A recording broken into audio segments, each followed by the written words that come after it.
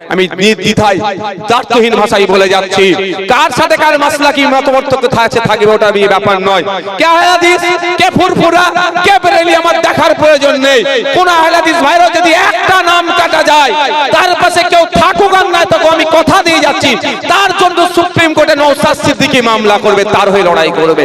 Article 326 আপনার আমার ভোটদানের স্বাধীনতা দিয়েছে সংবিধান, আপনাকে উপহার, সংবিধান আপনাকে অধিকার দিয়েছে 18 বছরের ঊর্ধ্বে আপনি ভারতীয় ভোটদানের স্বাধীনতা পাবেন, আপনি ভোট দিতে পারবেন, ভোটার লিস্টে নাম উঠবে। যদি কেউ চক্রান্ত করে আপনার নাম কেটে দেয়, আপনি ভয় পাবেন না, কারণ আপনার কাছে কাগজ আছে। দুটো করে কপি দিয়েছিল, একটা জমা করেছেন আর একটা কপি আপনাদের বাড়িতে আছে, একটু যত্ন করে রাখুন। যদি দেখেছেন আপনার নামে আপনার ভোটার লিস্টে নাম কাটা গিয়েছে, ওই কপিটা যে এখানকার নেতৃত্বদের মাধ্যমে আমার কাছে পাঠিয়ে দেবেন, যা যেমন করে আমার কাছে পাঠিয়ে দেবেন। আমি কথা দিচ্ছি আপনাকে সুপ্রিম কোর্ট যেতে হবে না, আপনার ভাই নওশাদ সিদ্দিকী আপনার জন্য সুপ্রিম কোর্টে গিয়ে লড়াই করবে, ছেড়ে কথা বলবো না। মাস্টার সাহেব কোশ্চেন পাঠিয়েছিল, উত্তর আমরা লিখে পাঠিয়েছি। একটা উত্তর কপি মাস্টার সাহেবকে দিয়েছি, একটা উত্তর কপি আমাদের কাছে রেখেছি, তাই তো? এবার মাস্টার সাহেব আমার উত্তর পত্রটাকে নিয়ে যদি কেটে দেয়, মাস্টার সাহেবকে জবাব দিতে হবে না? মাস্টার সাহেব যদি আমার সাথে অন্যায় করে, মাঠে ময়দানে গণতান্ত্রিক প্রক্রিয়ায় মাস্টার সাহেবের জবাব দেব, আর আইনের মাধ্যমে ছেড়ে কথা বলবো না, আইনের মাধ্যমে বুঝিয়ে দেবো। প্রস্তুত আছেন তো নাকি? যদি একটা ভোটারের নাম বাদ পড়ে, মাঠে ময়দানে আন্দোলন সংগ্রাম করব গণতান্ত্রিক প্রক্রিয়ায়, সাথ দেবেন তো নাকি?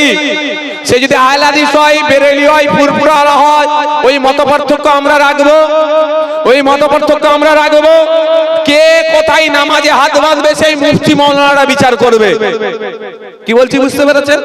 কে বুকে হাত বাঁধবে, কে নাভির নিচে হাত বাঁধবে, মুফতি মাওলানারা আছে।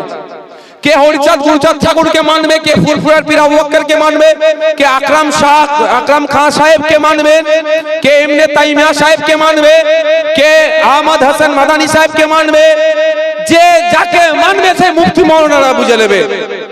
আমাদের ভোটারের নাম যদি কাটা যায়, তখন আমরা কে আহলে হাদিস, কে বেরেলি, কে ফুরফুরা, কে তাবলীগ, কে মেতুয়া, কে নবসূত্র, কে হিন্দু, কে মুসলমান আমরা দেখবো না। ওই ভোটারের পাশে দাঁড়িয়ে আমরা লড়াই করব। এই জন্যই আমার উপরে রাগ, বুঝতে পারছেন তো? বলে নওশাদ সিদ্দিকী পীরেদের ঘরের ছেলে, তোরা আহলে হাদিস, তোরা উনার পাশে যাবি কেন? ও যখন শামসেরগঞ্জে গঙ্গার ভাঙনে বাড়ি ঘর চলে যাচ্ছিল, 100 জনের বাড়ি গেলে 99 জন তোমার আহলে হাদিস ভাই, জানেন তো আপনারা শামসেরগঞ্জ? তখন কোন নেতা যায়নি, এই পীরের ঘরের ছেলেটাই গিয়ে লড়াই করেছিল। বিধানসভায় আওয়াজ আমি তুলেছি। যখন আমার দলিত, আমার আদিবাসী ভাইদেরকে চোপড়াতে ধরে বাড়িতে আগুন লাগিয়ে জ্বালিয়ে দিল, তখন কোনো আদিবাসী কেউ যায়নি, কোনো নেতা যায়নি, এই নওশাদ সিদ্দিকী গিয়েছিল। আর ওখানে গিয়ে বলছে, নওশাদ সিদ্দিকী মুসলমানদের ছেলে, তোরা ওই দল করবি কেন? যাবো কোথায় ভাই? যখন আপনার মাহমুদ মাদানী সাহেবকে অসমের সরকার কুৎসিত ভাষায় আক্রমণ করলো, তখন কেউ মুখ তখন হয়তো খোলেনি। এই নওশাদ সিদ্দিকী মাহমুদ মাদানী সাহেবের দাদু হোসেন আহমদ মাদানী সাহেবের ইতিহাস তুলে অসম সরকারকে জবাব দিয়েছিল। এইটা আমার সাথে পেরে উঠতে পারছে না, যত যা আছে মিথ্যাচার করছে। তাই বন্ধুগণ, আমি আপনাদের বলবো, চোখ কান খুলে রাখুন। কাগে কান নিয়ে চলে যাচ্ছে বলে কাগের দিকে তাকাবার কিচ্ছু প্রয়োজন নাই। নিজের কানে একটা হাত দিয়ে দেখুন না, কান আছে না নাই। এই ওয়াকফ সম্পত্তি, মমতা ব্যানার্জি তো নাটক করছে। মমতা ব্যানার্জি সুকৌশলে বিজেপিকে এই ওয়াকফ সম্পত্তি দখলের জায়গা করে দিচ্ছে। এবার আপনাকে বলতে পারে কি বলে ওটাকে, যুক্তরাষ্ট্রীয় পরিকাঠামোয় হ্যান ত্যান অনেক গল্প শোনাবে। আমি অন্তত বলবো, আমি রাষ্ট্রবিজ্ঞানের ছাত্র নয়, তবে পাড়ার যে সমস্ত তৃণমূলের ছেলেরা আছে রাষ্ট্রবিজ্ঞান বোঝাতে এসছে, তার থেকে আমি একটু বেশি জানি। পারলে ওদের মমতা ব্যানার্জিকে বসাতে বলুন, আমাকে বসাতে বলুন। পশ্চিমবাংলার মুসলমান, দলিত, আদিবাসীকে কিভাবে তিলে তিলে ধ্বংস করছে মমতা ব্যানার্জি, সেটা আমি প্রমাণ করিয়ে দেবো। ওয়াকফ মাদ্রাসা, মসজিদ, ঈদগাহ, খানকা, যাই বলুন না কেন, সেই জায়গা লুট করতে চাইছে বিজেপি। মমতা ব্যানার্জি তাকে সুযোগ দিচ্ছে। আমি সুযোগ এই জন্যই বলছি, উনি বলেছিলেন যে আমাদের রাজ্যে আইনকে বাস্তবায়ন হতে দেব না, লাগু হতে দেব না। হঠাৎ তিনি 27শে নভেম্বর তিনি ঘোষণা করলেন, সব আপলোড করো উমিদ পোর্টালে, মানে আইনটাকে তিনি মেনে নিলেন। তারপরে উনি এক মালদাতে গিয়ে কি বলছেন, ওনার সরকার নাকি সুপ্রিম কোর্টে মামলা করেছে। আমি দায়িত্ব নিয়ে বলছি, এখানে যে রেকর্ডিং হচ্ছে এর মধ্যে একটা রেকর্ডিং কিন্তু আইবিরো হচ্ছে, এই এখানে অনেক ক্যামেরা চলছে না, দূরে বসে হয়তো আমার রেকর্ডিং করছে, ওটা মমতা ব্যানার্জির কাছে যাবে, তার দপ্তরে যাবে। আমি অন ক্যামেরা বলছি যে আমি দায়িত্ব নিয়ে বলছি, রাজ্য সরকার সুপ্রিম কোর্টে ওয়াকফ আইনকে আটকানোর জন্য মামলা করেনি, কিন্তু মিথ্যা কথা বলে, অসত্য কথা বলে মানুষকে বলছে মামলা করেছে। নওশাদ সিদ্দিকী মামলা করেছে, আমার মতো গুটি কয়েক মানুষ মামলা করেছে। আমি মামলার নাম্বার আপনাদের দেওয়ার জন্য রেডি আছি, ইন্টারনেটে সার্চ করলে পেয়ে যাবেন আপনারা। কিন্তু রাজ্য সরকার মামলা করেনি, কিন্তু মিথ্যাচার করছে। এবার আপনাদের বলি, নওশাদ সিদ্দিকীর মামলা আর রাজ্য সরকারের মামলা আকাশ পাতাল তফাৎ। নওশাদ সিদ্দিকী একজন ব্যক্তি মামলা করছে, আর সরকার মানে 10.5 কোটি মানুষ মামলা করছে, দুটোর মধ্যে অনেক তফাৎ। ওটা কত হেভিওয়েট মামলা হবে, একটা সরকার মামলা করা মানে কত পাওয়ার হবে, কিন্তু সরকার মামলা করেনি। কেন বলুন তো? হয়তো মমতা ব্যানার্জি যদি মামলা করে ভাইপোকে তাহলে তিহার জেলের ভাত খাওয়াবে।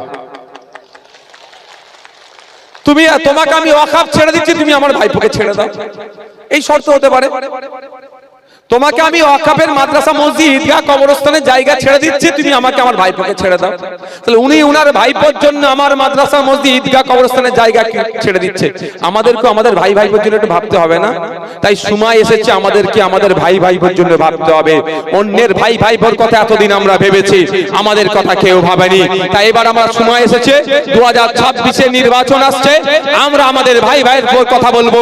পশ্চিম বাংলার বিধানসভাতে গিয়ে আমার ভাই ভাইপোর কথা, মাদ্রাসার কথা, মসজিদের কথা, ঈদগাহর কথা, শ্মশানের পবিত্রতা রক্ষার জন্য, কবরস্থানের পবিত্রতা রক্ষার জন্য, কেউ না অবৈধভাবে দখল নিতে পারে, দেবত্ব সম্পত্তি ফিরিয়ে নিয়ে আসার জন্য, ওয়াকফ সম্পত্তি ফিরিয়ে নিয়ে আসা, উদ্ধারের জন্য এখান থেকে আমরা একজন জনপ্রতিনিধি আমডাঙ্গা বিধানসভা থেকে আইন সভায় পাঠাবো। রাজি আছেন তো ভাই?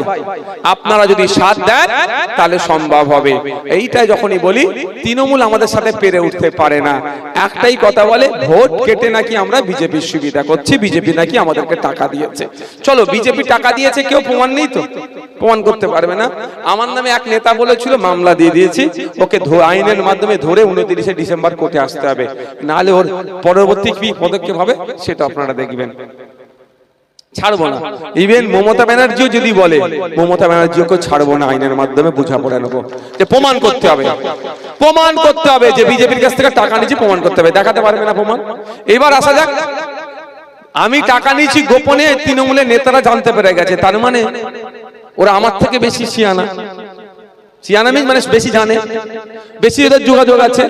তাই আজকের পর থেকে ইস্যুবাটিতে দেখবেন চর্চা একটাই হবে, বিজেপির সুবিধা আইএসএফ করে দেয়, এর বাইরে কিচ্ছু হবে না, কিচ্ছু বলতে পারে। আমি যা বক্তব্য দিয়ে গেছি, একটা কাটার ক্ষমতা নাই ভাই, একটাই কথা বলবে যে আইএসএফ বিজেপির সুবিধা করে দেবে।